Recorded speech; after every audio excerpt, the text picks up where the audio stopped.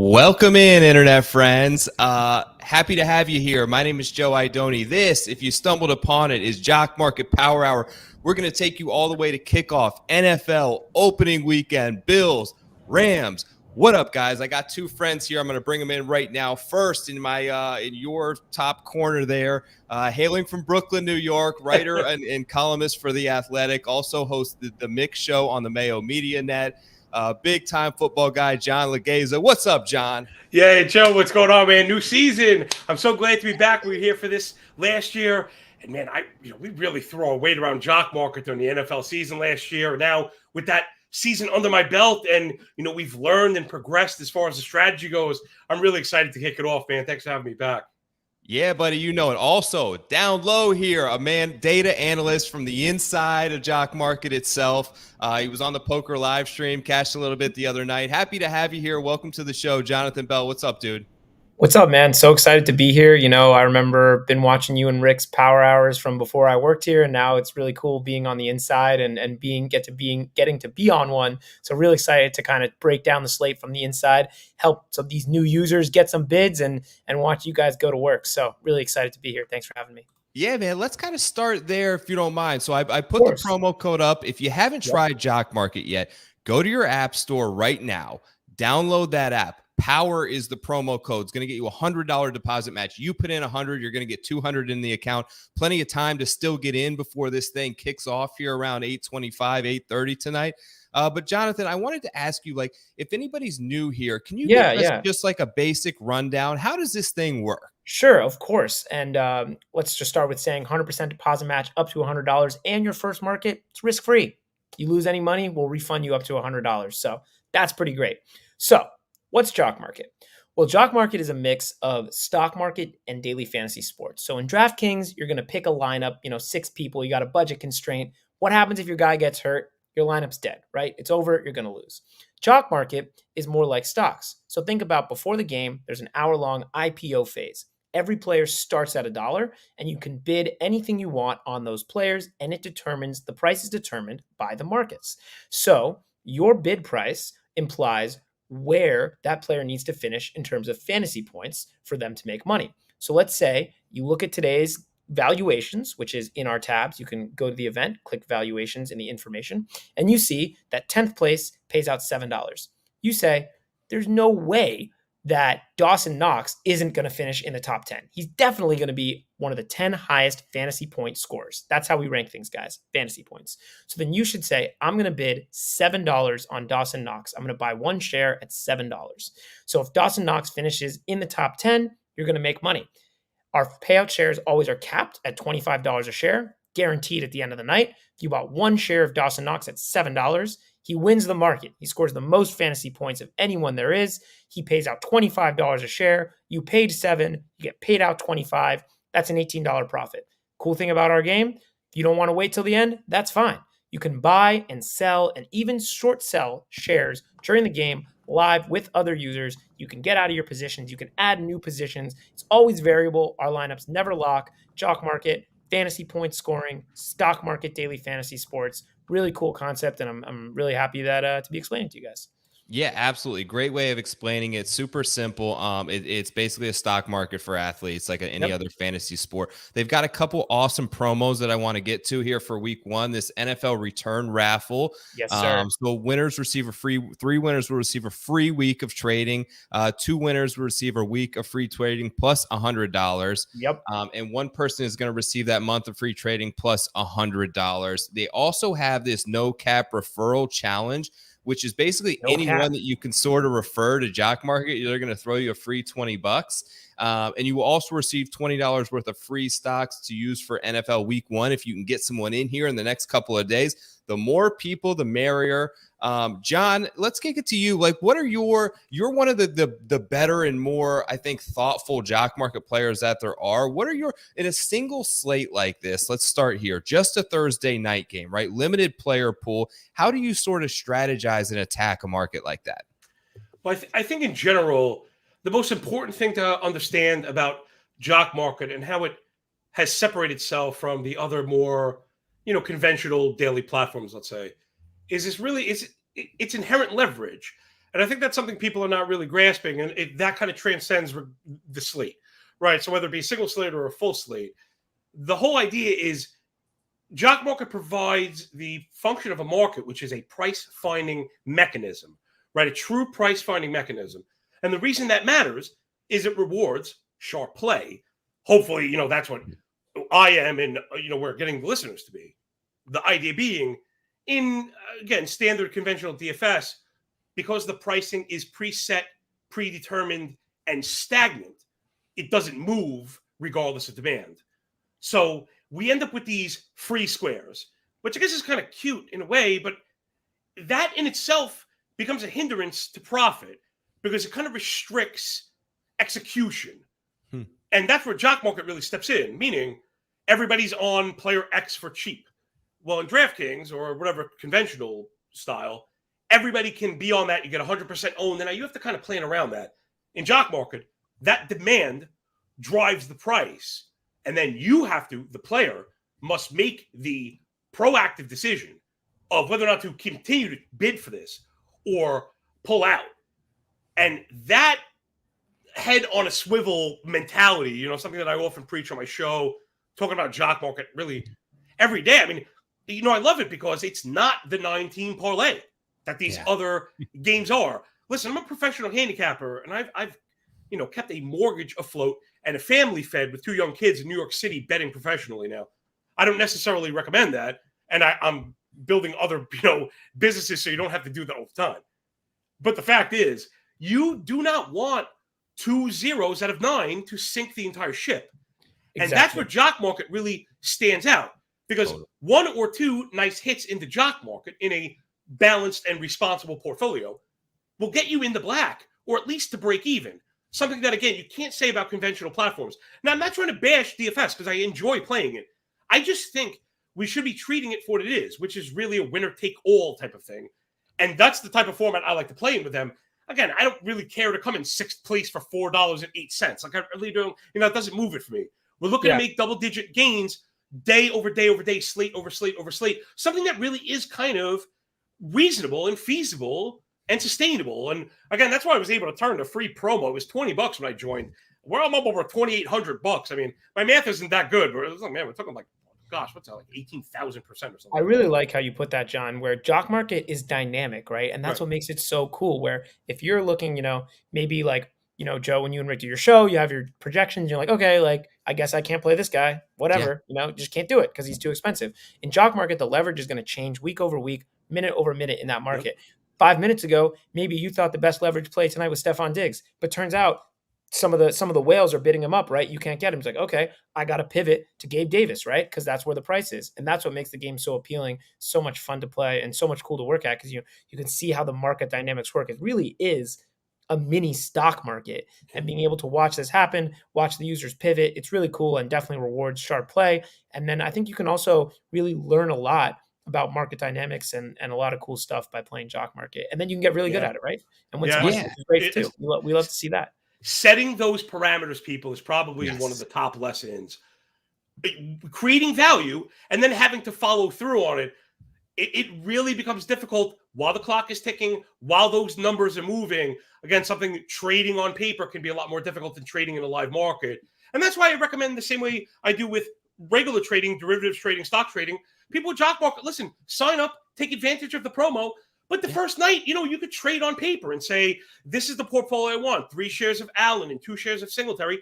See how that plays out. And once you see, oh, wow, that was profitable, then you can go live. This market's going to be here. We're going to be providing this content all year. I really plan on making money pretty much every single week. Man, we were so spoiled last year for the listeners, but I'm not going to hold up now, Yeah, absolutely. So listen, we got about a little less than 40 minutes here before this IPO closes. Before we hone in really on tonight's slate, I want to go broad spectrum with you guys. And Rick, our normal host over here at Power Hour, does this great thing where he kind of coins it like, if I was going to buy shares of this player every single week, weeks 1 through 17, give me 1 or 2 guys that are going to make you money this year, that are going to outperform their expectation level, and maybe one guy that you expect doesn't quite hit the marks that is the expectation in the market? I'll start with you, Jonathan. Give me one or two guys. Cool. I'll start with one guy who I really like this year, and that's Darnell Mooney. Now, I'm a huge Justin Fields truther. I think Justin Fields is an incredible quarterback. I think he will be the best out of that class,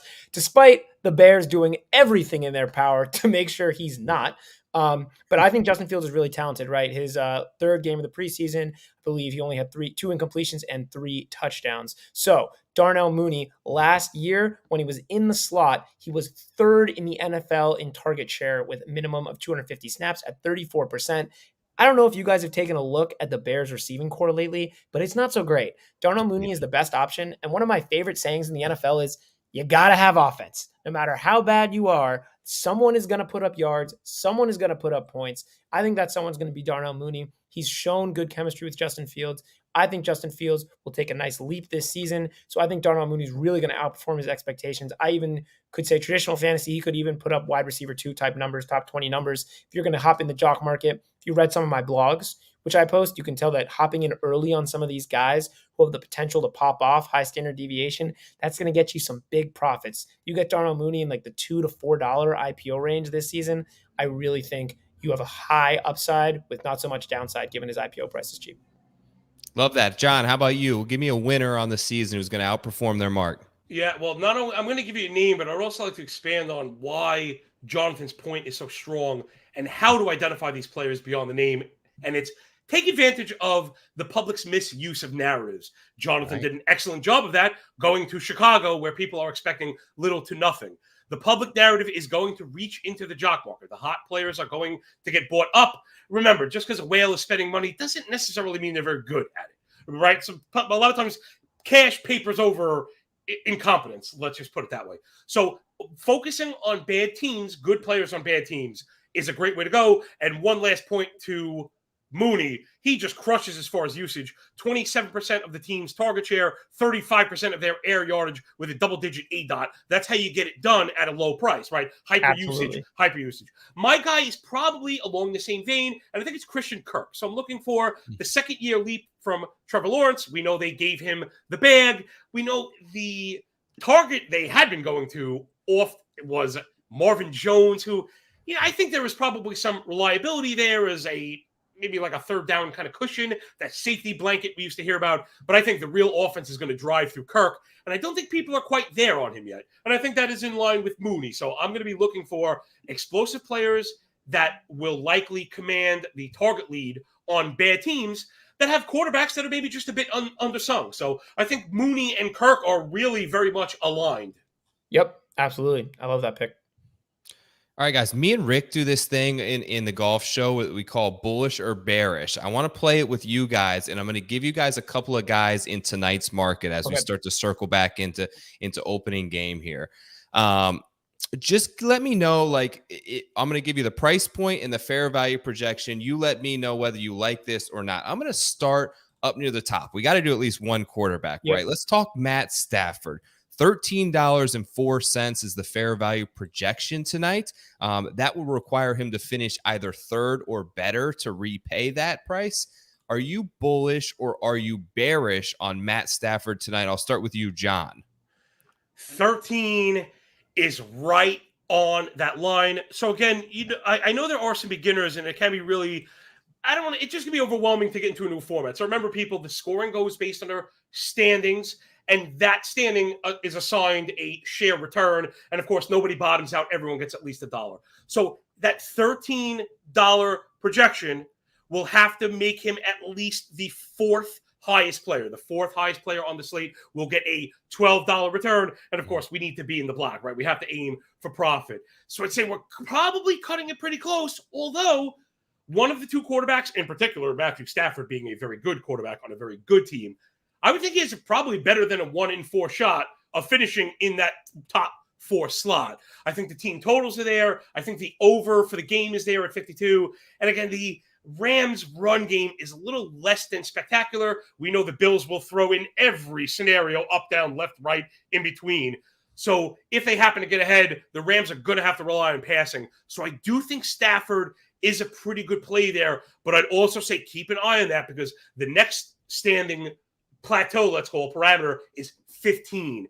So if he starts to get above 13, closer to 14, I think once we close those odds from 3-1 to 4-1, or 4-1 to 3-1, I should say, maybe it starts to become unpalatable. Again, there's that sharp play. No,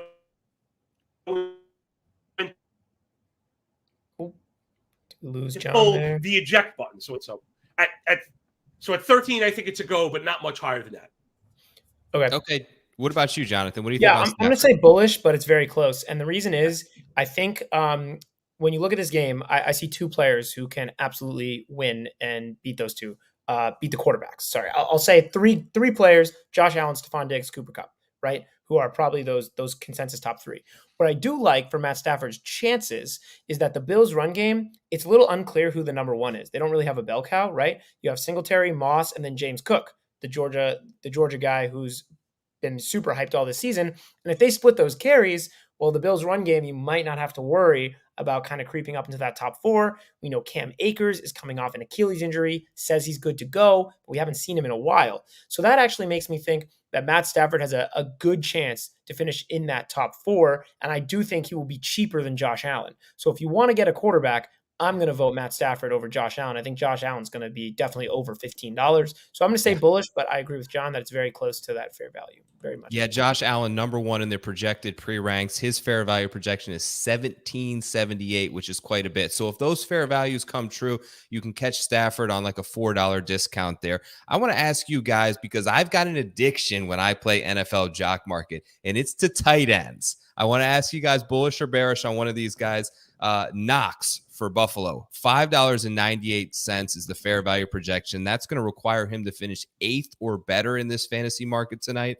Jonathan, let's start with you. Bullish or bearish, Dawson Knox? I'm going to go full bull on this one, Joe.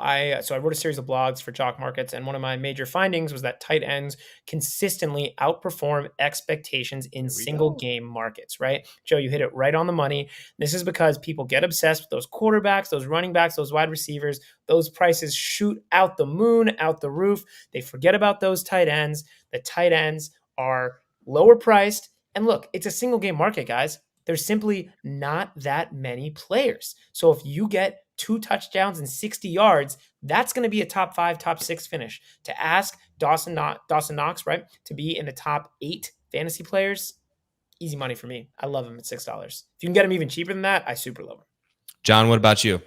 Yeah, you really have to echo that. And I think it's based on the touchdown equity. He scored 9 times last year. Yeah. Josh Allen throws more than any other quarterback inside the red zone. And we know Knox becomes a favorite target because the other wide receivers are drawing so much attention. You have to pay attention to Diggs. You have to pay attention to Gabriel Davis, who, as a football analyst, I've probably been one of the lower in the industry, but that's just because people are so incredibly high on him. We know he's a crazy good weapon, scored 4 times against the Chiefs. So I think that really opens the door to Knox. We've also seen him score multiple touchdowns in a couple games. So Allen won't mind going back to the well over again if it works the first time. So, yeah, touchdowns in a showdown slate are pretty much the nut hand you have to get with Knox. Yeah. Let's go back there to a guy you just mentioned, because Jock Market, you talked so much about it earlier, is about the public sentiment and the public narrative. When players start to get really hyped, it's usually like any other market time to sell. You want to buy low, sell high. Gabriel Davis is coming in with a lot of hype. His fair value projection tonight is $8.05. That would require him to finish 6th or better in this market. John, I think I know where you're going with this, but are you bearish on Gabe Davis? Yeah, I have to be.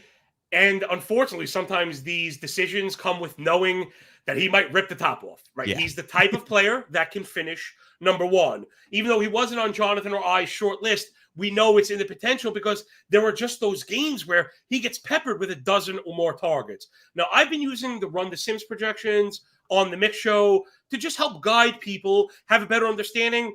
Run the Sims has Gabe Davis for 12 points. That's the 6th player, and that would not get the job done returning $8 a share. So obviously projections are a range of outcome, but yikes, that's a little bit scary because we have seen those games where even with 14 targets, he only come down with 2 or 3 receptions. People, it's easy to forget those performances. Yeah, Jonathan, what about you on Gabe Davis? I wish we could have some disagreements here, but I'm also going to go bearish. I think generally skill position players, when they get really high IPOs, are kind of, you do want high variance. I mentioned that earlier, but high variance kind of only applies when you get that cheaper IPO price because that downside is low. If you're combining high variance with high risk, now that gets a lot more dicey than the low risk, high reward, high variance, which is, I think, the best place to be in Jock Market. Low risk, high reward, high variance. High risk, high reward, high variance. Gabe Davis, like he said, bunch of targets, 1 catch, 8 yards. Diggs and Knox eat. Maybe each of the running backs get a touchdown. You're looking at $2, $1 a share. That definitely gets dicey when you're paying that much money for a wide receiver 2 on a team. It just doesn't seem to be worth it for me. So I would have to pass if he gets above $8, $9, definitely. All right, so we did 2 players for the Bills. Let's hit one more for the Rams. Such a great, many weapons in the passing game, but even though they won the Super Bowl, struggled in the run game a lot last year. There seems to be a lot of question marks for someone who may not be super dialed in on how this roster is constructed and how things have shaped up in the preseason with carry distribution and all that kind of stuff. Let's talk Cam Akers for a second. So his fair value projection is $6.26. That's going to require him to finish 7.2 or better in tonight's market. Jonathan, let's go to you. What do you think on Cam Akers? I'm gonna go bullish, and I think that's because of the public sentiment being bearish. And I even myself said there's some question marks, right? But that makes me think that IPO price is going to stay down a little bit. And I think 7th or better, I think he does have some touchdown equity. I know John talked about it. We don't really know what the Rams run game is like, but if they get down to the 1 yard line, you have to imagine they're probably going to give it to Akers. And I think if you can get him at 7th or 8th fair value price, I think it's worth the investment. Depends though. I think anything more than that, I'm certainly out. But I think I'm going to go bullish just on the fact that usually fading that public sentiment is good. And I have a hunch that his IPO price is going to stay pretty low tonight. John, what is your call? Yeah, I think I'd go the other way, although it's not, it's not like this total vehement disagreement here. I'm just a bit worried about the split usage. Yep. Akers, it's too bad because the guy showed that he wanted to play and rush back from the injury, and then he wasn't 100%, and now we're ready to toss him out with the bathwater. And that doesn't seem fair, right? If he didn't come back, they'd say he wasn't committed, and he did come back, but he wasn't 100%, so he's not good anymore. I just want to see it first from a guy like Akers. They've been pretty vocal about splitting work with Henderson. We've even seen Kyron Williams kind of get some run. They bubble wrapped him after the 3rd preseason game, letting us know that he's made the roster and probably going to get a couple snaps as well. I'm not sure how it's going to shake out. The last time we saw Akers, again, he really was not explosive and ended up being replaced by Sony Michel, who I don't think he's as good as a healthy Darrell Henderson. So though Akers could easily get into the end zone, and I think if the Rams have the ball in the 2, I do believe he's the back to get the ball. So I want to be clear about that. My worry is if he doesn't look crisp to start, or if the Rams fall behind at all, he really could find his way on the outside of that rotation where we see more Henderson than we want. So I think it's really more of a situational thing. This week 1, where there's uncertainty, I'm just going to pump the brakes. Okay.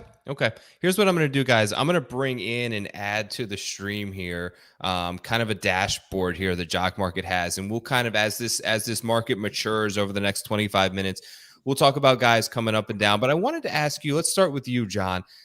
Josh Allen, am I wrong? This is going to probably be hot take central and come back to bite me, but am I wrong to have some concerns about Josh Allen? New coordinator. I feel like they're going to kind of rein in some of his rushing this year potentially, and they don't want him to take quite as many hits. Bills are like a Super Bowl favorite all of a sudden. We talked about public sentiment so much. Is it elevated too much on Josh Allen, or is he just that dude?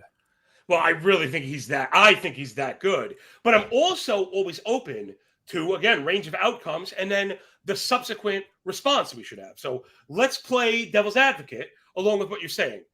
I believe part of what you're saying to be true. Buffalo is going to look to protect him in the run game. I believe how we'll see that manifested, let's say, is with James Cook in the passing game. That's why they brought him in. Buffalo was very clear about getting a pass catching back. I'm not sure he's quite ready yet.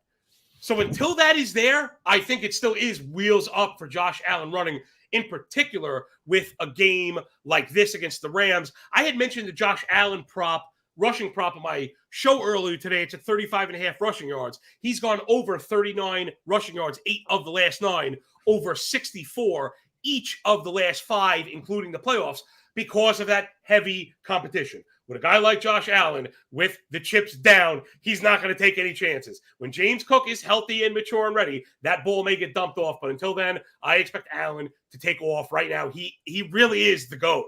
And the way he throws the ball, the pass weapons that he has, and even the lack of running ability with the running backs, man, it's all Josh Allen for me. I even think he's a value almost at any price. Yeah, it's like I do feel like they're going to maybe not run as many like designed quarterback draws and sweeps to the outside, but you're right. He's a threat to take off and extend a play at any given point. And he's quick, he's fast, he's big, he's strong. There's no reason I don't see him sliding in circumstances. He's a backyard player. I love the way he plays. How about, we haven't talked at all about Cooper Kupp tonight. Jonathan, where do you sit on Cooper Kupp this season? And in tonight's, he's 1487, which is going to require him to outperform Matt Stafford. He's going to have to catch touchdowns, maybe 2 of them to hit that number 2 price tonight. What do you think about his projections tonight?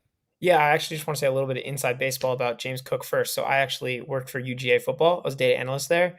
And our numbers basically said that Cook was our most productive player when I was there. I was there 2 years ago, 2019. So this is even before he was good in 2021. That like basically on a per play basis, Cook was our most valuable asset in the passing game. So pretty cool stuff.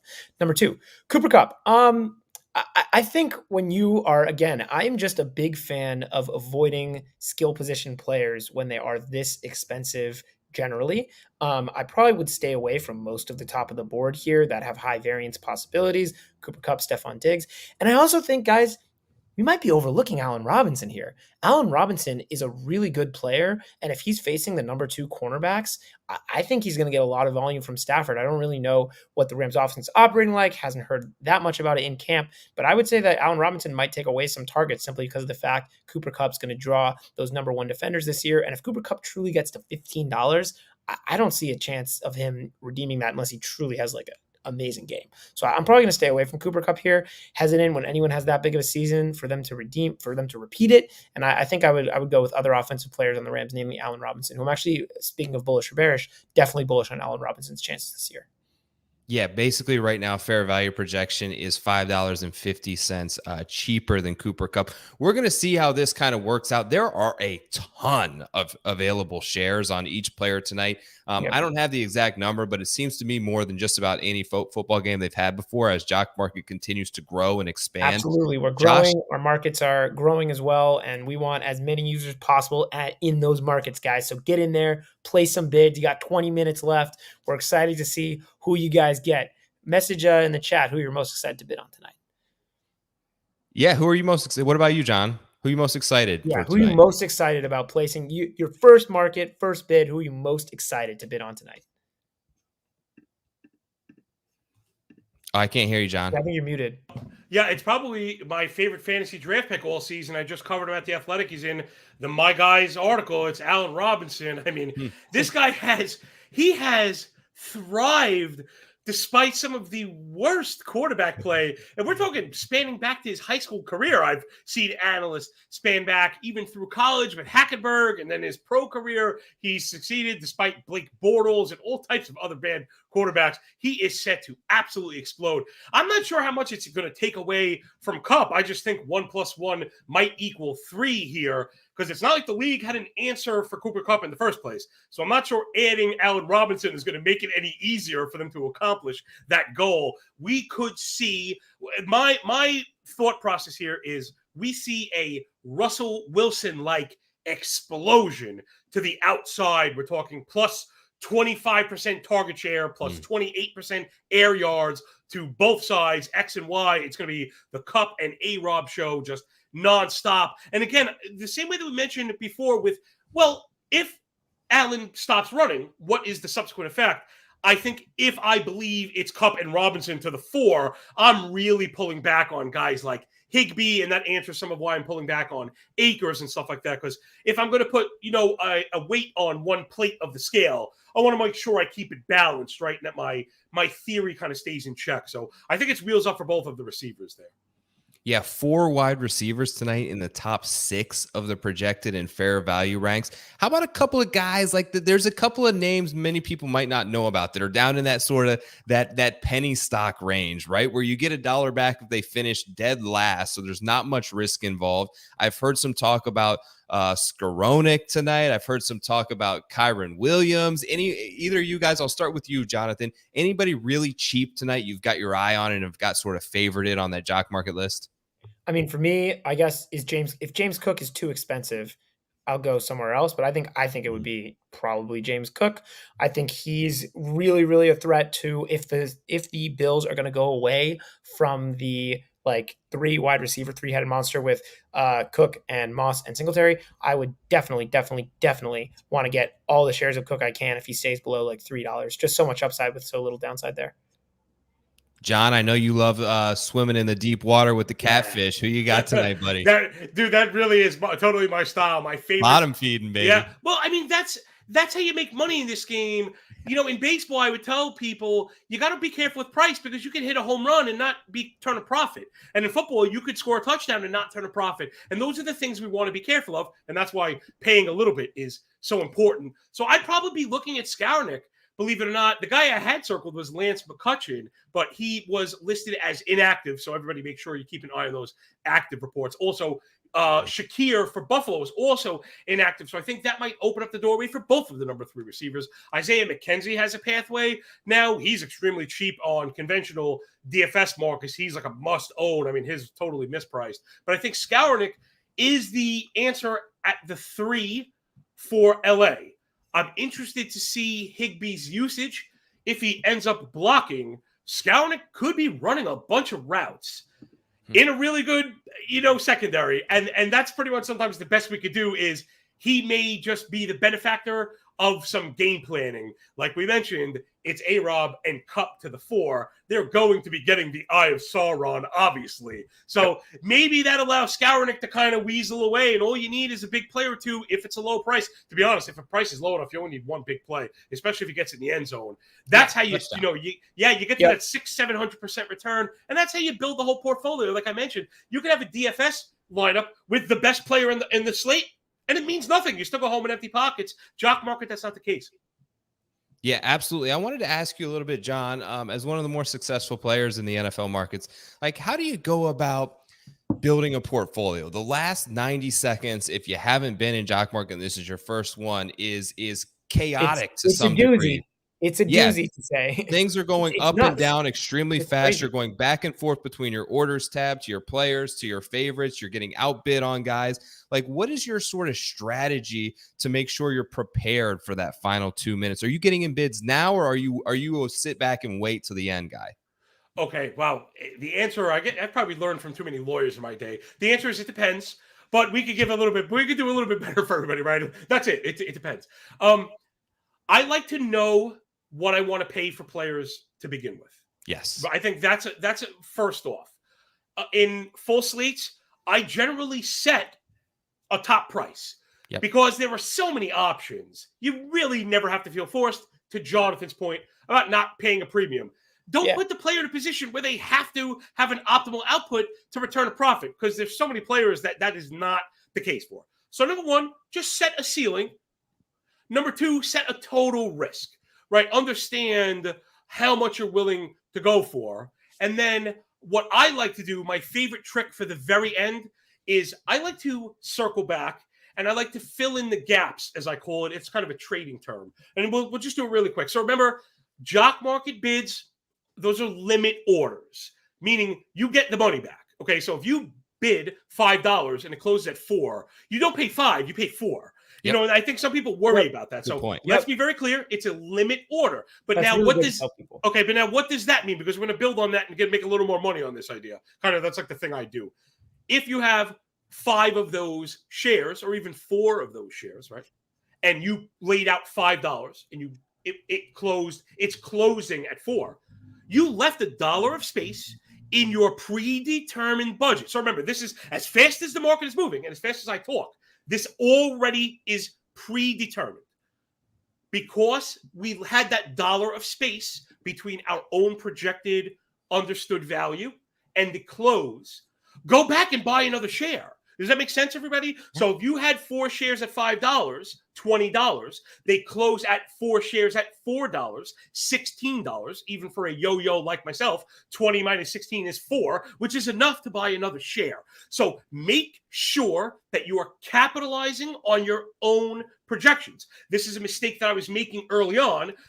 I was overbidding, which is not a bad thing because you get the money back. It just ties up your money. Yeah, but it is a bad thing, right? It is a bad thing if I wanted $100 on this player. I didn't end up with $100 on the player. I only ended up with $81 on the player. And I should have had another 3 or 4 shares. So make sure that with that allotted amount, you make sure you maximize the players that you want.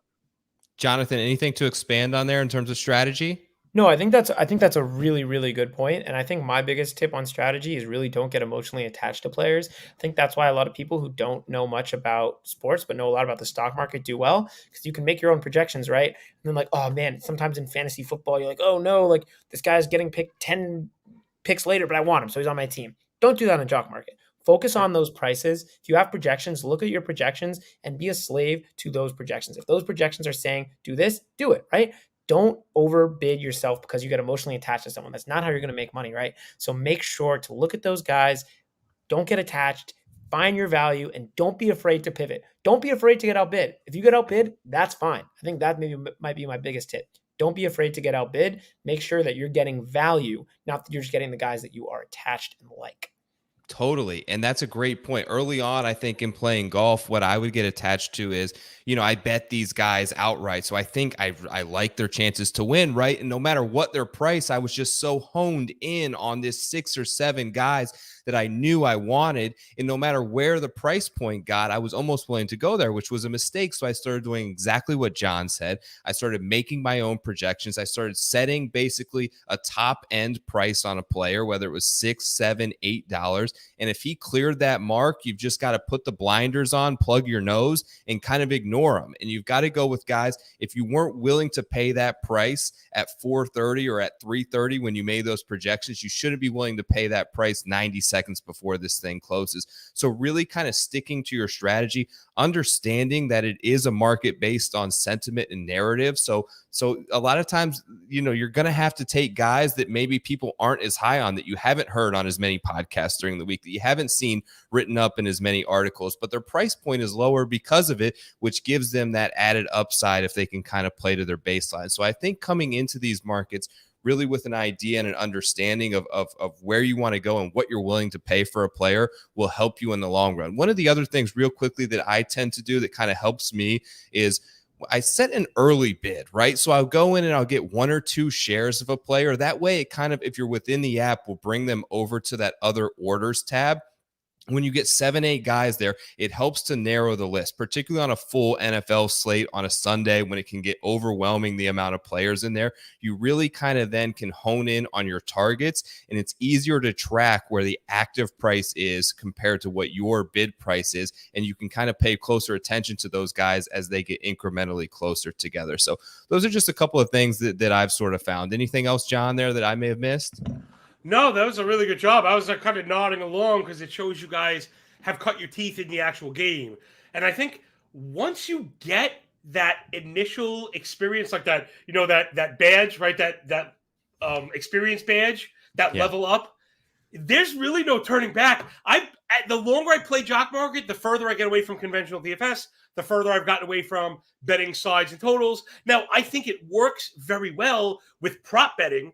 And again, that's why I try and intertwine the two, because sometimes the player model will ring and the move that to be made should be on a prop, right? A player that you think is well beyond the baseline of the bet, but maybe can't get to the top projection, or maybe is extremely overpriced. A Gabe Davis is probably, I think popular players are a good way to put that, right? A really popular player may not have a place for us in Jock Market because the public prices him up, but because the price is stagnant in the prop market and you like Gabe Davis, go get his over receiving props, but don't chase him up to $9 in Jock Market, Yeah, absolutely, John. We've got about 8 minutes to close. I know that you want to get in there and get your hands dirty in this market. It's a 90-second window. I'm going to let you go now, and Jonathan and I will kind of call this thing down the stretch. And we'll bring you back in after and circle back with you, see who you got. All right.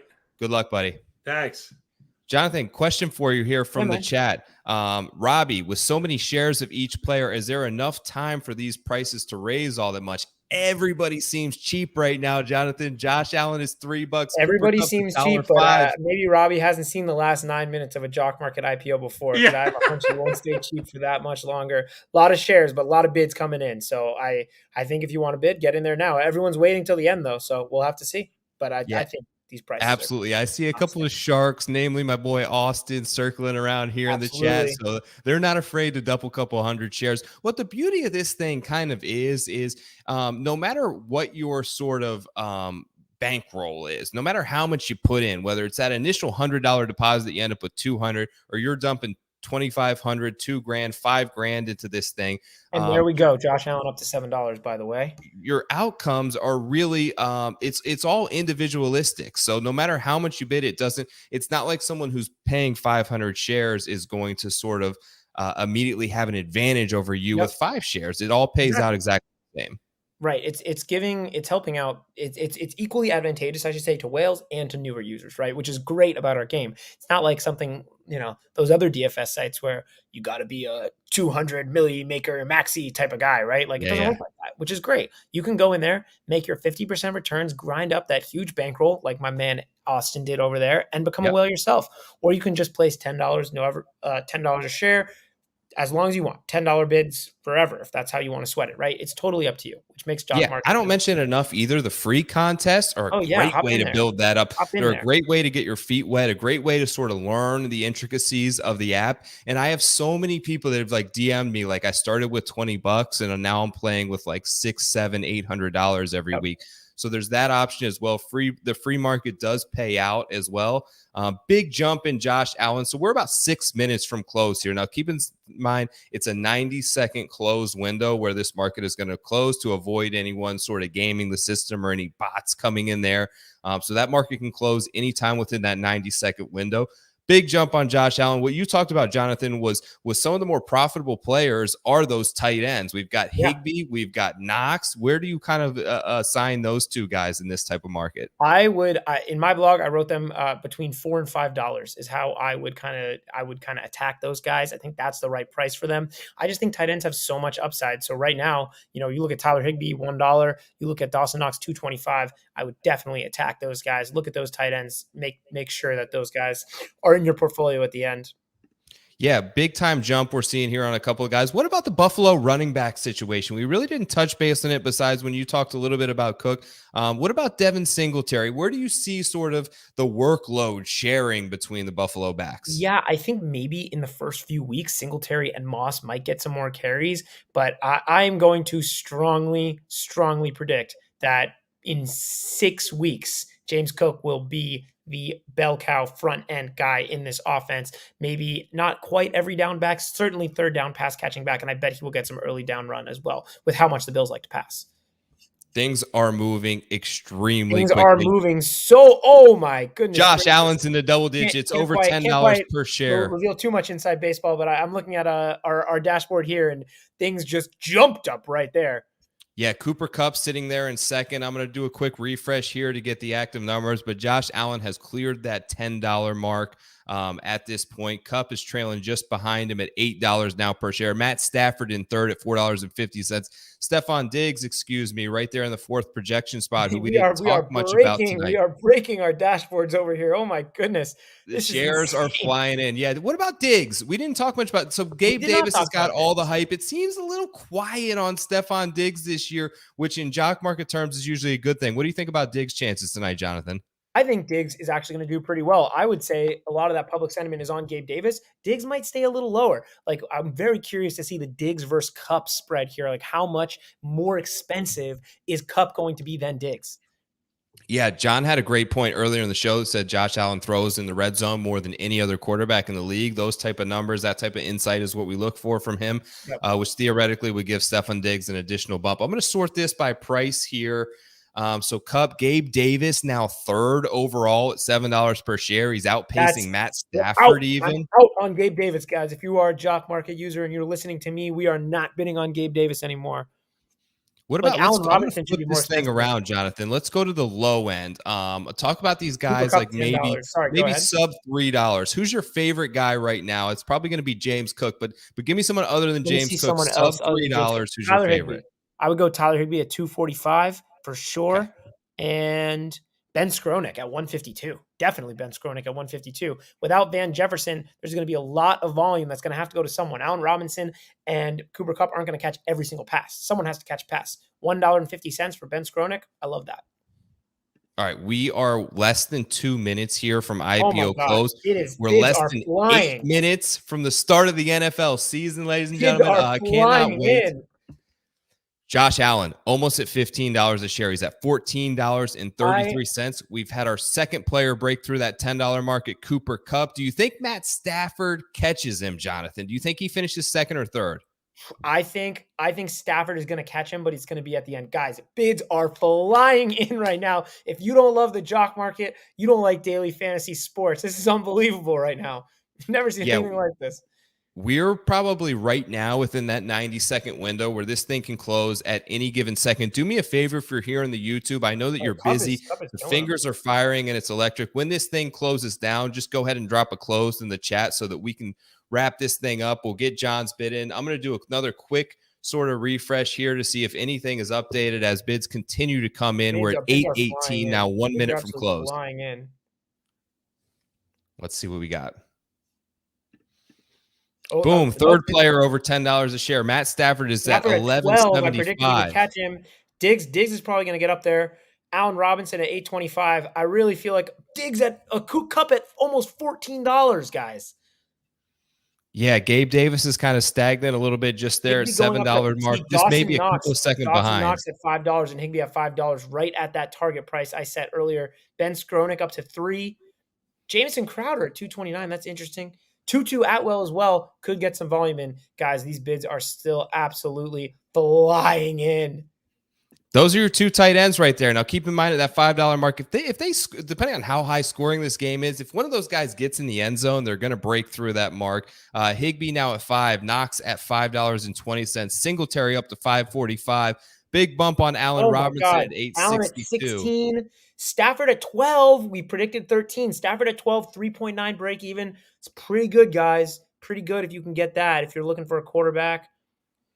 Josh Allen getting closer and closer to that 1751 fair value projection. Our fourth player has officially broke through the $10 mark at Stephon Diggs, who's $10.06. Allen Robinson inching there, share. guys. It's got to be closed soon. These bids, we're done. It's over. It's over. 16 market is closed for Josh Allen. Whoo!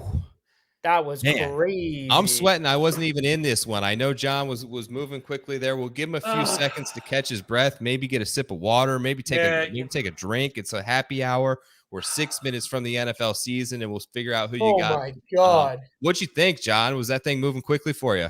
Oh, I absolutely love it. I'll tell you what. You know what? There is one lesson to give, or maybe a bit of a mistake I just made myself that happens at the close, like we were mentioning, is you really want to try and spread out your bids, because I was hosting and not doing what Joe was saying earlier and laying out bids early because you need to set the work. What ended up happening, or what can happen, is you set 20 at a time. The problem with setting 20 at a time is you lose 20 at a time if you're outbid generally, right? So if you set 20 at a single price, once the share price goes over that, you're out. Whereas, let's say you have 20 shares to buy, it's a little more advantageous to you at the end if they're spread out by just a couple cents. Now, granted, that will only throw off your total risk by, truly a marginal amount, but it will save you that. Because remember, you got to think of Jock Market as like being on a line. The lowest bid is the one that's replaced first. So again, if you're 20 of the lowest bids, you're all going to be replaced at once. Whereas if you're spread out a little bit, you'll kind of get that notification. You'll know as first you get your ankle chopped off, then you get your knee chopped off, then you get chopped off at the thigh. Me, I just got my head lopped off, and it was a little bit too late because it happened right at the buzzer. So I ended up with a few people. I ended up with Knox and Skowronek. Man, see, I was really cheap on Robinson. I don't know why. I was trying to hug him around that $9 mark, knowing that I was good up to 10. I really should have chased him up a bit more. But again, I knew I was kind of being a bit reticent because of the opening. It's opening day and everything. So there's plenty of time. So I got Knox. Hopefully Knox gets in the end zone a couple times. Skowronek is only going to need a few catches. I mean, he closed at sub $3. So he needs to be the 11th player to profit. Gosh, 11th player is the third wideout. I mean, there's only 5 skill positions on each side. So almost he should be right there. Yeah, listen, dude, if anyone feels your pain on how difficult it is to live stream a show on YouTube while you're in this, it's me. I'm used to that, so I know exactly what you went through. And I will say, it's a lot different sweating it from the other side, guys. Sweating it as the guys who want the bids coming in versus wanting the bids to stay low. Oh, wait. How about one JG Funk here has Knox, Skowronek, Sweeney, Henderson. So he went a little bit of dumpster diving. There's another really good lesson for everybody. I think we lost you again there, John. Oh, he froze out. Yeah, he froze. Oh, I was going to say, don't fall in love with the pricing 12 minutes before the open, because that ain't it, Chief. As they say in my neck of the woods, that ain't it. You'll see the other thing with Jock Market, Jonathan, as we know, this thing's live right now. Live trading is open. You can short players. Give us a little bit of tidbits on what the sort of strategy looks like for the next 3 hours here as this game kicks off in a few minutes. I definitely think you probably want to look at short selling, because I think some guys are going to get expensive early. Maybe some Stafford scores a touchdown really early, right? He might get really expensive. Same with Josh Allen. Think about it, guys. If a guy's priced $18 and you short sell them, what is your downside? Not much. $7 if they win the market, right? If they're gonna if you short something, maybe Cooper Kupp catches the score, doesn't do anything the rest of the game. Okay, you short him at $18, you're losing $7 if he makes it. But what happens if he falls way out, especially in a single game market? He could get down to $6-7 a share if he doesn't do anything the rest of the game. So I would look for those high prices and look into short sell for sure, or maybe buy players who don't do anything in the first quarter, who get low. But I think shorting the expensive players is what I would really look for in the live as a way to make some good chunk of change. Absolutely great point. Guys, it was an absolute pleasure. Thank you all for stopping into the stream. Hopefully we can sort of continue to keep this going. It was a ton of fun for Jonathan, for John. Oh, that was so fun, myself. guys. Yeah, thanks. Have fun, guys. The NFL season starts here in 2 minutes. Enjoy Bills, Rams. Enjoy the trophy presentation. Best of luck in the market tonight. We appreciate you checking out the show, and we'll catch you guys next time. Peace. All right, bye, everybody.